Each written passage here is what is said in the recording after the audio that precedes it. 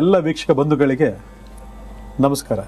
ಒಂದು ಮನೆ ಸಂಸಾರ ಅಂತ ಅಂದಾಗ ಅಲ್ಲಿ ಬರ್ತಕ್ಕಂಥ ಹಲವಾರು ಸಮಸ್ಯೆಗಳ ಪ್ರಭಾವಗಳು ಹೆಚ್ಚಾಗಿ ಕಾಡೋದು ಯಾರನ್ನಂದ್ರೆ ಆ ಮನೆ ಹೆಣ್ಮಕ್ಳನ್ನ. ಅದು ತಾಯಿ ಆಗಿರ್ಬೋದು, ತಂಗಿ ಆಗಿರ್ಬೋದು, ಹೆಂಡತಿ ಆಗಿರ್ಬೋದು, ಅಕ್ಕ ಆಗಿರ್ಬೋದು, ಮಗಳಾಗಿರ್ಬೋದು. ಒಂದು ಸ್ವಲ್ಪ ಅವ್ರಿಗೆಲ್ಲ ಜ್ಞಾನೋದಯ ಇತ್ತು ಅಂದಾಗ ಅವರು ಮನೆಯ ಪುರುಷರಿಗಿಂತ ಆ ಮನೆ ಹೆಣ್ಮಕ್ಳು ಮಾನಸಿಕವಾದಂಥ ಒತ್ತಡ ಜಾಸ್ತಿ ತಗೊಳ್ತಾರೆ. ಅಯ್ಯೋ ನನ್ನ ಗಂಡನಿಗೆ ಹಿಂಗಾಗೋಯ್ತಲ್ಲ, ಅಯ್ಯೋ ನನ್ನ ಗಂಡನಿಗೆ ಈ ಕಷ್ಟ ಬಂದ್ಬಿಡ್ತಲ್ಲ, ಅಯ್ಯೋ ನಮ್ಮ ಅಪ್ಪನಿಗೆ ಈ ಕಷ್ಟ ಬಂತಲ್ಲ, ನಮ್ಮ ಅಣ್ಣನಿಗೆ ಈ ಕಷ್ಟ ಬಂತಲ್ಲ, ನನ್ನ ತಮ್ಮನಿಗೆ ಈ ಕಷ್ಟ ಬಂತಲ್ಲ, ಇದನ್ನ ಏನಾದರೂ ಮಾಡಿ ಸರಿ ಮಾಡಬೇಕಲ್ಲ ಅಂತಕ್ಕಂತಹ ಒಳ್ಳೊಳ್ಳೆ ಹೆಣ್ಮಕ್ಳು. ಎಲ್ಲರೂ ಒಳ್ಳೆ ಹೆಣ್ಮಕ್ಳು ಅಂತ ಹೇಳ್ದ ನಾನು. ಕೆಲವು ಹೆಣ್ಣು ಮಕ್ಕಳುಗಳು ಭಾಳ ವಿಶೇಷವಾಗಿ ಒಂದಷ್ಟು ಮುಂಜಾಗ್ರತಾ ಕ್ರಮಗಳನ್ನು ಕೊಂಡು ನಮ್ಮ ಮನೆ, ನಮ್ಮ ಅಣ್ಣ, ನನ್ನ ತಮ್ಮ, ನನ್ನ ತಂದೆ, ನನ್ನ ಗಂಡ ಅಂತೇಳಿ ಭಾಳ ಅಕ್ಕರೆ ಪ್ರೀತಿಯಿಂದ ನಾನಾ ರೀತಿಯಾದಂಥ ವ್ರತಗಳನ್ನು ಮಾಡ್ತಾರೆ. ಆ ವ್ರತಗಳನ್ನು ಮಾಡಬೇಕಂತಂದಾಗ ಕೆಲವು ನಿಯಮಗಳು ಅರ್ಧಂಬರ್ಧ ತಿಳ್ಕೊಂಡಿರ್ತಾರೆ.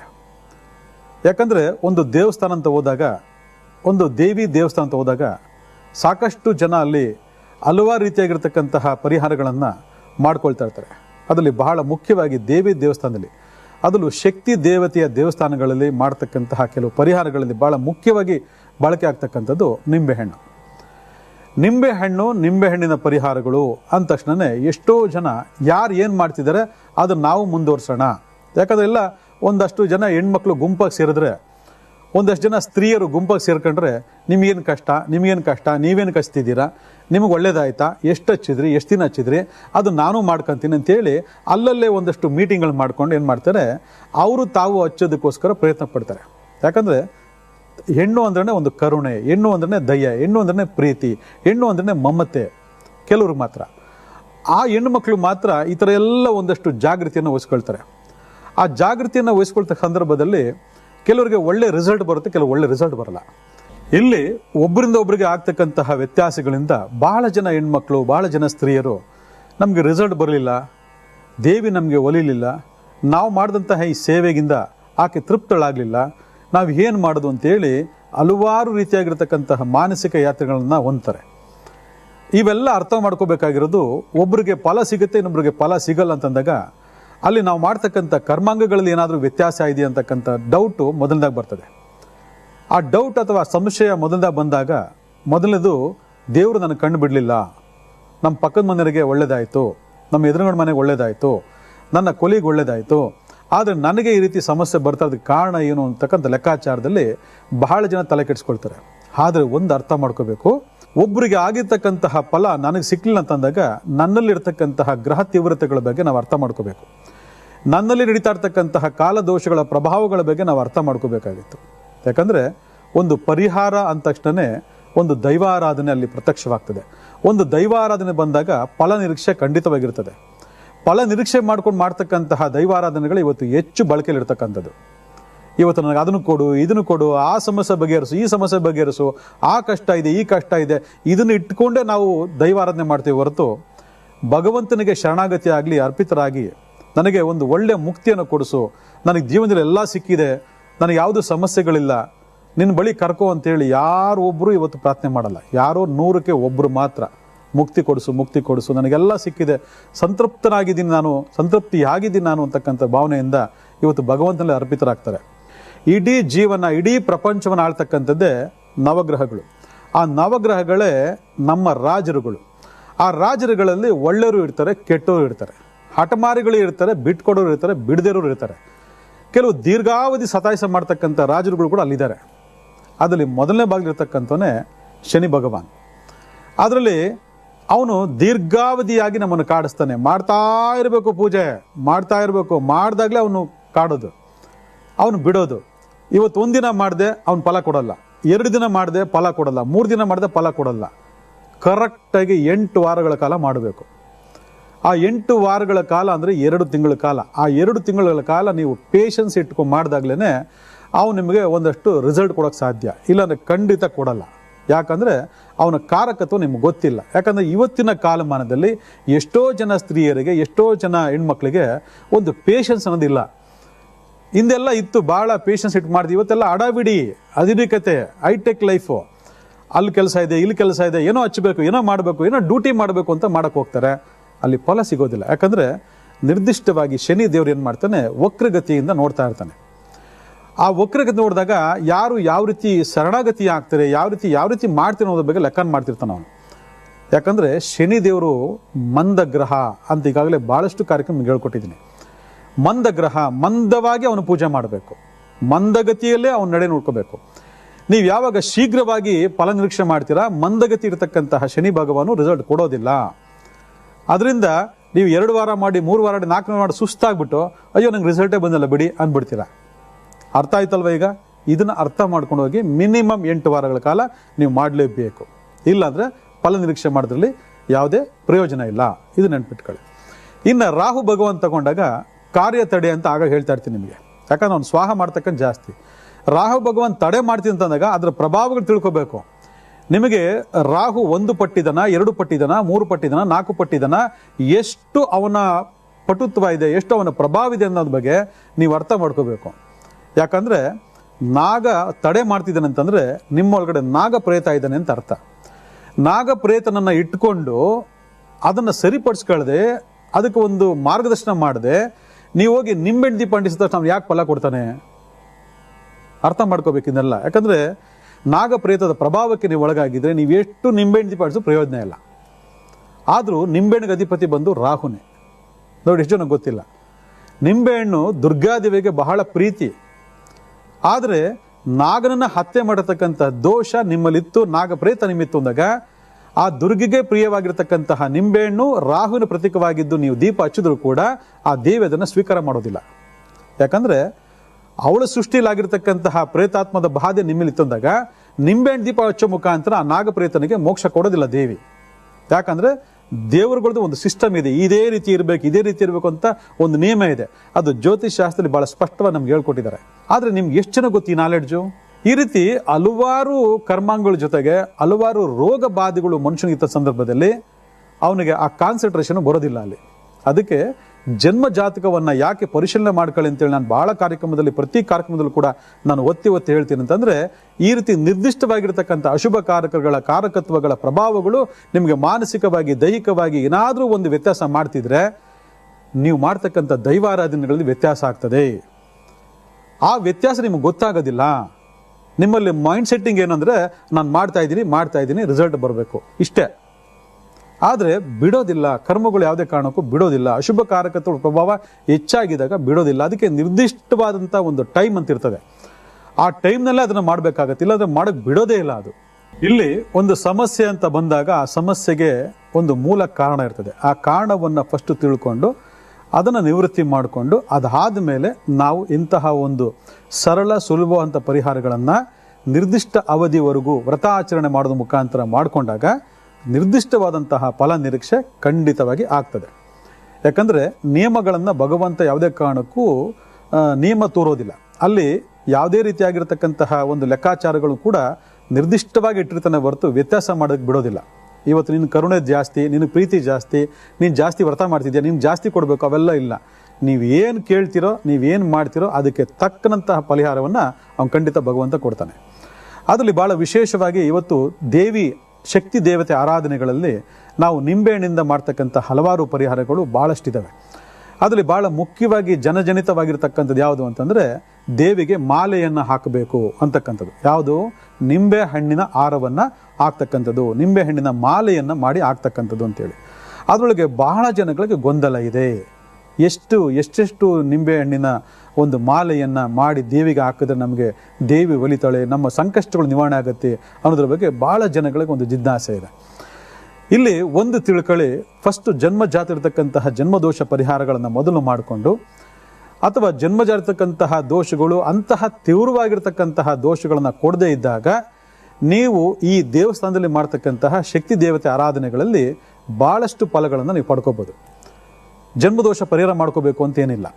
ಆದರೆ ಪರಿಹಾರ ನಿರ್ದಿಷ್ಟ ಮಾಡಿಕೊಂಡು ಕೂಡ ನಮಗೆ ಪರಿಹಾರ ಸಿಕ್ಕಿಲ್ಲ ಅಂತಂದಾಗ ಜನ್ಮ ಜಾತಿಯಲ್ಲಿ ಇರ್ತಕ್ಕಂಥ ದೋಷಗಳ ತೀವ್ರತೆ ಜಾಸ್ತಿ ಇದೆ, ಹೆಚ್ಚಾಗಿದೆ, ಇದು ಸಾಕಾಗ್ತಿಲ್ಲ ಅಂತಕ್ಕಂಥದ್ದನ್ನ ನಾವು ಅರ್ಥ ಮಾಡ್ಕೋಬೇಕು.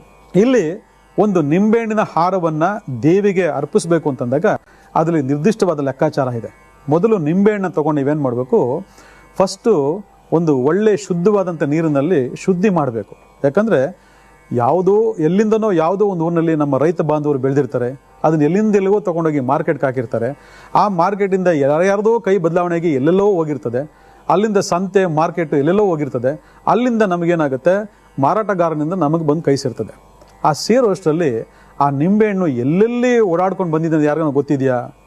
ನಾವೇನು ಮಾಡ್ತೀವಿ, ಸುಮ್ಮನೆ ಸೂಜಿ ದಾರ ತಗೊಂಡು ಕ್ಲೀನಾಗಿ ಪೋಣಿಸ್ಬಿಟ್ಟು ತಗೊಂಡೋಗಿ ದೇವಿಗೆ ಹಾಕ್ಬಿಡ್ತೀವಿ. ಯಾಕಂದರೆ ಇಲ್ಲಿ ಒಂದು ತಿಳ್ಕೊಳ್ಳಿ, ಫಲ ನಿರೀಕ್ಷೆ ಯಾಕೆ ಮಾಡ್ಲಿಕ್ಕಾಗಲ್ಲ. ಕೆಲವು ಟೈಮಲ್ಲಿ ನಾವು ಮಾಡ್ತಕ್ಕಂಥ ಪೂಜೆಗಳೇ ನಮಗೆ ಉಲ್ಟಾ ಯಾಕೆ ಹೊಡೆಯುತ್ತೆ, ಯಾಕೆ ನಮಗೆ ಫಲ ಕೊಡೋದಿಲ್ಲ ಅಂತಂದರೆ, ನಿಂಬೆ ಹಣ್ಣು ಬಂದು ಒಂದು ಆಕರ್ಷಣೀಯವಾಗಿರ್ತಕ್ಕಂಥ ಒಂದು ಹಣ್ಣು. ಯಾಕಂದರೆ ಇವತ್ತು ವಶೀಕರಣ ಅಂತ ಹೇಳ್ತೀವಲ್ಲ, ಆ ವಶೀಕರಣ ಅಂತಕ್ಕಂಥ ಲೆಕ್ಕಾಚಾರದಲ್ಲಿ ನಿಂಬೆಹಣ್ಣನ್ನು ಭಾಳ ಜನ ಯೂಸ್ ಮಾಡ್ತಾರೆ. ಕೆಟ್ಟ ಕೆಟ್ಟ ಮಾಟ ಮಂತ್ರಗಳಲ್ಲಿ ಇದನ್ನು ಬಳಕೆ ಯಥೇಚ್ಛ ಬಳಸ್ತಾರೆ. ಯಾಕಂದರೆ ಆ ನಿಂಬೆಹಣ್ಣಿಗೆ ನಾವು ಹೇಳ್ತಕ್ಕಂಥ ಮಂತ್ರವನ್ನು ರಿಸೀವ್ ಮಾಡ್ಕೊಳ್ತಕ್ಕಂಥ ಕೆಪಾಸಿಟಿ ಇದೆ. ಅದಕ್ಕೆ ಒಳ್ಳೆ ಮಂತ್ರಗಳು ಕೂಡ ರಿಸೀವ್ ಮಾಡ್ಕೊಳ್ತದೆ, ಕೆಟ್ಟ ಮಂತ್ರಗಳು ಕೂಡ ರಿಸೀವ್ ಮಾಡ್ಕೊಳ್ತದೆ. ಆದರೆ ಆ ಕೆಟ್ಟದ್ದು ಬಿಟ್ಬಿಡೋದು ಬೇಡ ನಿಮಗದು. ಆದರೆ ಒಳ್ಳೆದನ್ನು ತಗೊಂಡಾಗ ಯಾವುದೇ ಆಗಿರಲಿ ಅದು ರಿಸೀವ್ ಮಾಡ್ಕೊಳ್ಳೋ ಶಕ್ತಿ ಇರೋದ್ರಿಂದ ಎಲ್ಲೆಲ್ಲಿ ಓಡಾಡ್ಕೊಂಡು ಬಂದಿರ್ತದೆ ಅಲ್ಲೆಲ್ಲ ಕೂಡ ಹಲವಾರು ಮೈಲಿಗೆಗಳು ಅದಕ್ಕಾಗಿರ್ತದೆ, ಹಲವಾರು ವಿಚಾರಗಳು ಅದ್ರ ಜೊತೆ ಸೇರ್ಕೊಂಡಿರ್ತದೆ, ಹಲವಾರು ಕಲ್ಮಶಗಳ ಜೊತೆ ಸೇರ್ಕೊಂಡಿರ್ತದೆ. ಅದಕ್ಕೆ ನಾವು ಹಾಗೇ ಮಾರುಕಟ್ಟೆಯನ್ನು ತೊಗೊಂಡು ಬಂದು ಹಾಗೇ ಪೋಣಿಸ್ಬಿಟ್ಟು ಆಗಲೇ ಕೊಟ್ಬಿಡೋದಲ್ಲ. ಅದು ನಾವೇನು ಮಾಡಬೇಕು, ಶುದ್ಧ ಜಲದಿಂದ ಅದನ್ನು ನಾವು ತೊಳಿಬೇಕು, ಅಥವಾ ಒಂದು ತೊಟ್ಟು ಗಂಜಲವನ್ನು ಹಾಕಿ ಅದಕ್ಕೆ ತೊಳಿಬೇಕು, ಅಥವಾ ಪನ್ನೀರಿನಿಂದ ಅದನ್ನು ತೊಳಿಬೇಕು. ತೊಳೆದು ಆನಂತರ ಶುದ್ಧವತೆ ಮಾಡಿ ಅದೇನು ಮಾಡಬೇಕು, ನಾವು ದಾರದಿಂದ ಅದನ್ನು ಪೋಣಿಸ್ಬೇಕಂದಾಗ ಒಂದು ಕನ್ಫ್ಯೂಷನ್ಸ್ ಏನಂದರೆ, ಎಷ್ಟೆಷ್ಟು ಮಾಲೆಗಳನ್ನು ಹಾಕಿದ್ರೆ ಎಷ್ಟೆಷ್ಟು ಒಳ್ಳೆಯದಾಗುತ್ತೆ ಅಂತಕ್ಕಂಥದ್ದು. ಯಾರ್ಯಾರಿಗೆ ಯಾವ್ಯಾವ ಶಕ್ತಿ ಇದೆ ಅಷ್ಟು ಶಕ್ತಿ ಅನುಸಾರ ನೀವು ದೇವಿಗೆ ನಿಂಬೆಹಣ್ಣು ದೀಪವನ್ನು ಅರ್ಪಿಸ್ಬೋದು. ಹಾಗೆ ನಿಂಬೆ ಹಣ್ಣಿನ ಮಾಲೆಯನ್ನು ಕೂಡ ನೀವು ಅರ್ಪಿಸ್ಬೋದು. ಇಲ್ಲಿ ವಿಶೇಷವಾಗಿ ಲೆಕ್ಕ ತಗೊಂಡಾಗ ಮೊದಲನೇದಾಗಿ 11 ನಿಂಬೆಹಣ್ಣಿನ ಮಾಡ್ತಕ್ಕಂತಹ ಮಾಲೆ, ಅಥವಾ 21 ನಿಂಬೆಹಣ್ಣು ಸೇರಿಸಿ ಮಾಡ್ತಕ್ಕಂಥ ಮಾಲೆ, ಅಥವಾ 36 ನಿಂಬೆಹಣ್ಣುಗಳನ್ನ ಸೇರಿಸಿ ಮಾಡ್ತಕ್ಕಂಥ ಮಾಲೆ, ಅಥವಾ 45 ಸೇರ್ತಕ್ಕಂಥ ಮೀನು, ಅಥವಾ 51, ಅಥವಾ ಕೊನೆಯದಾಗಿ 108. ಈ ಥರ ಇಷ್ಟು ನಿಂಬೆಹಣ್ಣುಗಳನ್ನು ಸೇರಿಸಿ ಮಾಡ್ತಕ್ಕಂತಹ ಮಾಲೆಯಿಂದ ದೇವಿಗೆ ಅರ್ಪಿಸಿ ದೇವಿಗೆ ಮಾಲೆ ಅಲಂಕಾರ ಮಾಡಿ ನಿರ್ದಿಷ್ಟವಾದಂಥ ಸಮಯ, ಅಂದರೆ ಈಗ ರಾಹುಗಾಲದಲ್ಲಿ ಮಾಡ್ತಕ್ಕಂಥ ಕೆಲವು ಪೂಜೆಗಳು, ಮಂಗಳವಾರ ಮಾಡ್ತಕ್ಕಂಥ ಕೆಲವು ಪೂಜೆಗಳು, ಶುಕ್ರವಾರ ಮಾಡ್ತಕ್ಕಂಥ ಕೆಲವು ಪೂಜೆಗಳು ನಿರ್ದಿಷ್ಟವಾದಂತಹ ವಿಚಾರಗಳನ್ನು ಒಳಗೊಂಡಿರ್ತದೆ. ಯಾವ ವಿಚಾರಗಳಿಗೆ ಯಾವ ದಿನ ನೀವು ಮಾಡಬೇಕು ಅನ್ನೋದನ್ನು ನೀವು ನಿರ್ಧಾರ ಮಾಡ್ಕೋಬೇಕು. ಅದಕ್ಕೆ ಜಾತಕ ರೀತಿಯ ನೀವೇನು ಮಾಡಬೇಕು, ಯಾವ ಗ್ರಹಕ್ಕೆ ಎಷ್ಟು ನಿಂಬೆಹಣ್ಣನ್ನು ಯೂಸ್ ಮಾಡಬೇಕು ಅನ್ನೋದನ್ನು ಗ್ರಹ ಜಾತಕದಲ್ಲಿ ಭಾಳ ಸ್ಪಷ್ಟವಾಗಿ ಹೇಳ್ತದೆ. ಅಂದರೆ ಯಾರು ದೀಪ ಹಚ್ತಿದ್ದೀರಾ ಅವ್ರಿಗೆ ಜಾತಕ ಇಲ್ಲದಿದ್ದಾಗ ನೀವು ನಿರ್ದಿಷ್ಟವಾದಂಥ ಪ್ರಶ್ನೆ ಮಾರ್ಗದಲ್ಲಿ ಚೆಕ್ ಮಾಡಿಕೊಂಡು ಮಾಡ್ಕೋಬೇಕು. ಇಂಥದಕ್ಕೆ ಇಂಥದ್ದಕ್ಕೆ ಇಂಥದ್ದು ಅಂತ. ನೀವು ಜನರಲ್ಲಿಗೆ ದೇವಿ ಅನುಗ್ರಹಕ್ಕೋಸ್ಕರ ನೀವು ಮಾಡ್ತಿದ್ದು ಅಂದಾಗ 21, 36, 45, 51 ಅಥವಾ 108 ಏನು ರಕ್ಷಣೆಗೋಸ್ಕರ ದೇವಿಯನ್ನು ನಾವು ಕೇಳ್ಕೊಂಡಾಗ ಆ ರಕ್ಷಣೆಗೋಸ್ಕರ ಮಾಡ್ತಕ್ಕಂತಹ ಕೆಲವು ಪೂಜೆ ವಿಧಾನಗಳಿಗೋಸ್ಕರ ನಾವು ಮಾಲೆಯನ್ನು ಅಂದರೆ ನಿಂಬೆಹಣ್ಣನ್ನು ಶುದ್ಧೀಕರಿಸಿ ಆನಂತರ ನಾವು ದಾರದಿಂದ ಪೋಣಿಸಿ ಆ ಮಾಲೆಯನ್ನು ದೇವಿಗೆ ಅರ್ಪಿಸ್ತಕ್ಕಂಥದ್ದು ಒಂದು ಬಗೆ. ಈ ರೀತಿ ನೀವು ಮಾಡ್ಕೊಂಡಾಗ ಏನಾಗ್ತದೆ ಅಂದರೆ, ಅದನ್ನು ಒಂದ್ಸರಿ ಮಾಡಿದ್ರೆ ಸಾಕ ಅಂತ ಭಾಳ ಜನ ಕೇಳ್ತಾರೆ. ಒಂದ್ಸರಿ ಅಲ್ಲ, ನಿಮ್ಮ ಮನಸ್ಸಿನಲ್ಲಿ ಏನು ಆಕಾಂಕ್ಷೆಗಳಿದ್ದಾವೆ ಆ ಆಕಾಂಕ್ಷೆ ತಕ್ಕಾಗೆ ನೀವು ಒಂದು ದಿನ ಒಂದು ಸರಿ 21, ಇನ್ನೊಂದು ಸರಿ 30, ಇನ್ನೊಂದು ಸರಿ 36 ಈ ಥರ ಅಲ್ಲ, ಒಂದೇ ಸರಿ ಹಚ್ಚಬೇಕು. ಅದನ್ನು ಒಂದೇ ಸರಿ ಆ ಮಾಲೆಗಳನ್ನು ಮಾಡ್ಕೋಬೇಕು. ಈಗ ಒಂದು 9 ವಾರ ನಾನು ಮಾಡ್ತೀನಿ, ನನಗೇನು ನಿರ್ದಿಷ್ಟವಾದ ಕೆಲಸ ಆಗಬೇಕು ಅಂತಂದಾಗ ಅಲ್ಲಿ ಗುರುವಿನ ಕೃಪೆ ಬೇಕು ಅಂತಂದಾಗ ನೀವು 21 ನಿಂಬೆಹಣ್ಣಿನ ಮಾಲೆಯನ್ನು ದೇವಿಗೆ ಅರ್ಪಿಸಬೇಕು. ಅಲ್ಲಿಗೆ ದೇವಿ ಅಂತಕ್ಕಂಥದ್ದು ಶಕ್ತಿ ದೇವತೆ. ಶಕ್ತಿ ದೇವತೆ ಅಂತಕ್ಕಂಥದ್ದು ನಂಬರ್ 9, ಜ್ಞಾಪಕ ಇಟ್ಕೊಳ್ಳಿ. ನಂಬರ್ 9 ಶಕ್ತಿ ದೇವತೆ ನಂಬರ್ 9. ಎಲ್ಲ ದೇವರುಗಳು ಕೂಡ ನಿರ್ದಿಷ್ಟವಾದ ಗ್ರಹ ಪರ್ವ ಇದೆ. ಅದನ್ನು ಆ ಸಂದರ್ಭದಿಂದ ನಿಮ್ಗೆ ಹೇಳ್ಕೊಡ್ತೀನಿ. ಯಾಕಂದರೆ ಇಂಥ ಒಂದು ಸಮಸ್ಯೆಗೆ ಇಂಥ ಒಂದು ದೈವ ಆರಾಧನೆ ಮಾಡಬೇಕು ಅಂತ ಹೇಳ್ತಕ್ಕಂಥದ್ದು ಗ್ರಹಗಳೇ. ಅಲ್ಲಿಗೆ ಆ ಗ್ರಹ ತಗೊಂಡಾಗ ಅದನ್ನು ನಾವು ಹೇಳ್ತೀವಿ. ಈಗ ಎಕ್ಸಾಂಪಲ್ ತಗೊಂಡಾಗ ನಮಗೆ ಹಣಕಾಸಿನ ಪ್ರಾಬ್ಲಮ್ಸ್ ಇದೆ, ಹಣಕಾಸು ಸಂಬಂಧಪಟ್ಟಂತಹ ಒಂದು ಸಂಖ್ಯೆ ಯಾವುದು, ನಂಬರ್ 6 ಅಂದರೆ ಶುಕ್ರ ಗ್ರಹ. ಅಲ್ಲಿಗೆ ಶುಕ್ರನಿಗೆ ಅಧಿದೇವತೆ ಆಗಿರ್ತಕ್ಕಂಥ ಯಾರು, ಮಹಾಲಕ್ಷ್ಮಿ. ಅಲ್ಲಿಗೆ ಮಹಾಲಕ್ಷ್ಮಿ ಸಂಖ್ಯೆ ಎಷ್ಟಾಯಿತು, 6 ಆಯಿತು. ನೋಡಿ, ಈ ಥರ ಒಂದೊಂದು ದೇವಿಗಳು ಕೂಡ ನಿರ್ದಿಷ್ಟವಾದಂತಹ ಗ್ರಹ ಸಂಖ್ಯೆಗಳ ಒಂದು ಲೆಕ್ಕಾಚಾರ ಇದೆ. ಸುಮ್ಮನೆ ನಾವು ಎಲ್ಲರೂ ಮಾಡ್ತಾರೆ, ಅವರು ಮಾಡ್ತಾರೆ, ಇವರು ಮಾಡೋಕ್ಕೆ ಹೋದರೆ ಏನೂ ಪ್ರಯೋಜನ ಇಲ್ಲ. ಅದಕ್ಕೆ ನಿಮಗೆ ಸರ್ವ ಕಾರ್ಯಕ್ಕೂ ಸಂಬಂಧಪಟ್ಟಂತಹ ಗುರುವಿನ ಬಲ ಬೇಕು ಅಂತಂದರೆ, ನಿಮಗೆ ಜಸ್ಟ್ ಎಕ್ಸಾಂಪಲ್ ಹೇಳ್ಕೊಡ್ತಾ ಇರೋದು. ಇವತ್ತು ತುಂಬ ವಿಚಾರಗಳಿದೆ, ಎಲ್ಲ ಹೇಳೋದು ಸಮಯ ಇಲ್ಲ ಇಲ್ಲಿ. ಗುರುವಿನ ಸಂಪೂರ್ಣ ಬಲ ಆಗಬೇಕು, ಮದುವೆ ಆಗಬೇಕು, ಸಂತಾನ ಆಗಬೇಕು, ಧನಾಭಿವೃದ್ಧಿ ಆಗಬೇಕು ಅಂತಂದರೆ 21 ನಿಂಬೆಹಣ್ಣಿನ ಶುದ್ಧವಾದಂತಹ ನಿಂಬೆಹಣ್ಣಿನ ಮಾಲೆಯನ್ನು ದೇವಿಗೆ ಅರ್ಪಿಸಬೇಕು. ಯಾವತ್ತು? ಮಂಗಳವಾರ ದಿವಸ. ನೋಡಿ, ಅಲ್ಲಿ ಶಕ್ತಿ ಮತ್ತು ಗುರುವಿನ ಸಂಬಂಧ ಆಯಿತು. ಶಕ್ತಿ ಅಂದರೆ ಯಾರು? ಮಂಗಳ ಗುರುವಿನ ಸಂಬಂಧ ಆಯಿತು ಅಂದರೆ, ನೋಡಿ ಇವತ್ತು ಬರ್ತ್ ನಂಬರ್ 9, ಫ್ಯೂಚರ್ ನಂಬರ್ 3. ಮಂಗಳ ಗುರುವಿನ ಸಂಬಂಧ ಆಯಿತು ಅಂದರೆ ನಿಮ್ಮ ಕಾರ್ಯ 100% ಗೆಲುವಾಗ್ತದೆ. ಎಷ್ಟು ದಿವಸ ಮಾಡಬೇಕು? 9 ಮಂಗಳವಾರ ಮಾಡಬೇಕು. 21, 21, 21, 21 ಈ ಥರ 21 ಸಂಖ್ಯೆಯ ಮಾಲೆಯನ್ನು 9 ಮಂಗಳವಾರ ನೀವು ದೇವಿಗೆ ಅರ್ಪಿಸಬೇಕು. ಅದು ಬಿಟ್ಟು ಬೇರೆ ಕಮರ್ಷಿಯಲ್ ಆಗಿ ಮಾಡ್ಕೊಂಡಿರ್ತಾರೆ ಕೆಲವರು. ಅಲ್ಲಿ ಯಾವುದೇ ರೀತಿ ದಿನನಿತ್ಯ ಪೂಜೆ ಪುನಸ್ಕಾರ ಇರೋಲ್ಲ, ಸಂಸ್ಕಾರಗಳು ಇರೋದಿಲ್ಲ. ಅಲ್ಲಿ ನಾವು ಆರಾಧನೆ ಮಾಡ್ಕೊಳ್ತಾ ಬಂದಾಗ ಅಲ್ಲಿ ನಮಗೆ ದೇವಿಯ ಸಾನ್ನಿಧ್ಯವೇ ಅಲ್ಲಿಲ್ಲದೆ ಇದ್ದಾಗ ನಾವು ಎಷ್ಟೇ ನಿಂಬೆಹಣ್ಣು ದೀಪ ಅಣಿಸಿದ್ರು ಕೂಡ ಏನೂ ಪ್ರಯೋಜನ ಆಗಲ್ಲ. ಅವಾಗ ಹೇಳೋದು, ನೀವು ಹೇಳಿದ ಪ್ರಕಾರನೇ ಮಾಡಿದೆ, ದೇವರೇ ಇಲ್ಲ ಅಲ್ಲಿ, ನಾವು ಹೇಳಿದ ಪ್ರಕಾರ ಮಾಡಿದ ಏನು ಪ್ರಯೋಜನ ಬಂತು? ಯಾರಿಗೆ ಅರ್ಪಣೆ ಆಯಿತು? ಇದನ್ನು ಕೂಡ ನಾವು ಲೆಕ್ಕಾಚಾರ ಮಾಡ್ಕೋಬೇಕು. ಅದಕ್ಕೆ ಭಾಳಷ್ಟು ವಿಚಾರಗಳ ಮುಖಾಂತರ ನಾವು ಪರಿಹಾರ ಮಾಡ್ಕೋಬೇಕು ಅಂದಾಗ ಇವೆಲ್ಲ ನಾವನ್ನು ಗಮನಿಸ್ಕೊಳ್ತಾ ಬರಬೇಕು. ಯಾಕಂದರೆ ದೈವ ಸಾನ್ನಿಧ್ಯ ಇದೆ ಅನ್ನೋದು ನಮ್ಗೆ ಗೊತ್ತಾಗ್ತದೆ, ದೈವ ಸಾನ್ನಿಧ್ಯ ಇಲ್ಲ ಅನ್ನೋದು ನಮ್ಗೆ ಗೊತ್ತಾಗ್ತದೆ. ಅದೆರಡೂ ಕೂಡ ನಮ್ಮ ಕೈನಲ್ಲಿ ಇರ್ತದೆ. ಈ ರೀತಿ ಪ್ರಕ್ರಿಯೆ ಮಾಡ್ಕೊಂಡೋದಾಗ ನಿರ್ದಿಷ್ಟವಾದಂಥ ರಿಸಲ್ಟ್ ಬರ್ತದೆ. ಇವತ್ತು ಭಾಳ ಜನ ಹೆಣ್ಮಕ್ಳಿಗೆ ಅಥವಾ ಸ್ತ್ರೀಯರಿಗೆ ಇರತಕ್ಕಂಥ ಕನ್ಫ್ಯೂಷನ್ಸ್ ಏನಂದರೆ, ಒಂದು ದಿನ 1 ಹಚ್ಚಬೇಕಾ, 2 ದಿನ 2 ಹಚ್ಚಬೇಕಾ, 3 ದಿನ 3 ಹಚ್ಚಬೇಕಾ ಅಂತ ಕನ್ಫ್ಯೂಷನ್. ಇದು ಯಾವ ಮಹಾನ್ ಭಾವರು ಹೇಳ್ಕೊಟ್ರೋ ಗೊತ್ತಿಲ್ಲ. ಆದರೆ ನಿರ್ದಿಷ್ಟವಾದಂತಹ ಸಮಸ್ಯೆಗಳಿಗೆ ನಿರ್ದಿಷ್ಟವಾದಂತಹ ಲೆಕ್ಕಾಚಾರದಲ್ಲೇ ನಿರ್ದಿಷ್ಟ ಅವಧಿಗೆ ನೀವು ಯಾವುದನ್ನು ಮೊದಲು ಪ್ರಾರಂಭ ಮಾಡಿದಿರೋ ಅದನ್ನೇ ಕೊನೆಯವರೆಗೂ ನೀವು ಮಾಡಬೇಕು ಅಂತೇಳಿ ಶಾಸ್ತ್ರ ಭಾಳ ಸ್ಪಷ್ಟವಾಗಿ ಹೇಳ್ತದೆ. ಅದರಲ್ಲಿ ಭಾಳ ವಿಶೇಷವಾಗಿ ಒಂದೊಂದು ಸಮಸ್ಯೆಗೆ ಒಂದೊಂದು ರೀತಿಯಾಗಿರ್ತಕ್ಕಂಥ ಒಂದು ಲೆಕ್ಕಾಚಾರ ಇದ್ದಾವೆ.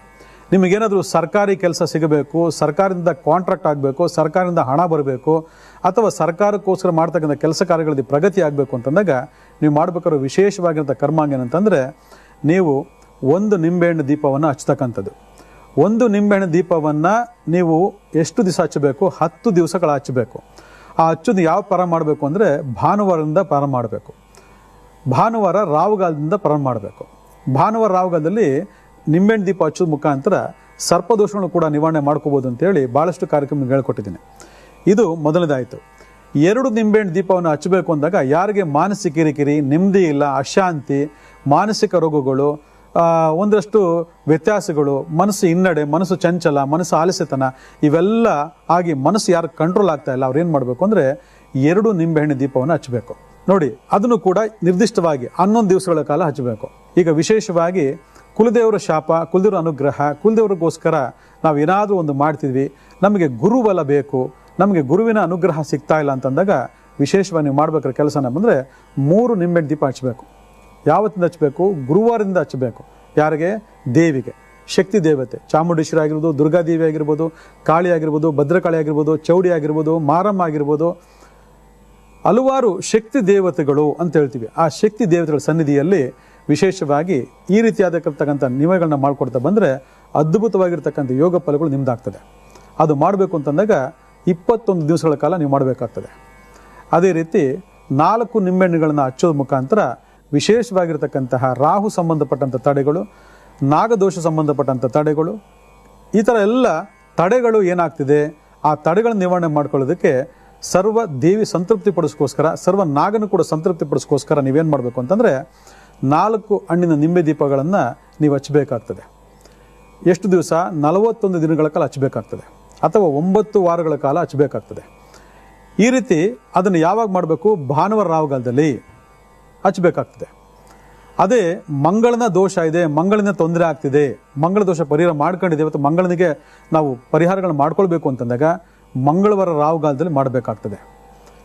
ಈ ಥರ ಒಂದೊಂದು ಲೆಕ್ಕಾಚಾರಗಳು, ನಿರ್ದಿಷ್ಟವಾದಂತಹ ಲೆಕ್ಕಾಚಾರಗಳನ್ನು ಹೇಳೋದ್ರಿಂದ ನಾವು ಯಾವ್ಯಾವ ಕರ್ಮಾಂಗಗಳಿಗೆ ಯಾವ್ಯಾವ ಎಷ್ಟು ಥರದ ನಿಂಬೆಹಣ್ಣು ಮೂಡಬೇಕು ಅನ್ನೋದ್ರ ಬಗ್ಗೆ ನಾವು ಯೋಚನೆ ಮಾಡಬೇಕಾಗತ್ತೆ, ಅದ್ರ ಪ್ರಕಾರ ಮಾಡ್ಕೋಬೇಕಾಗತ್ತೆ.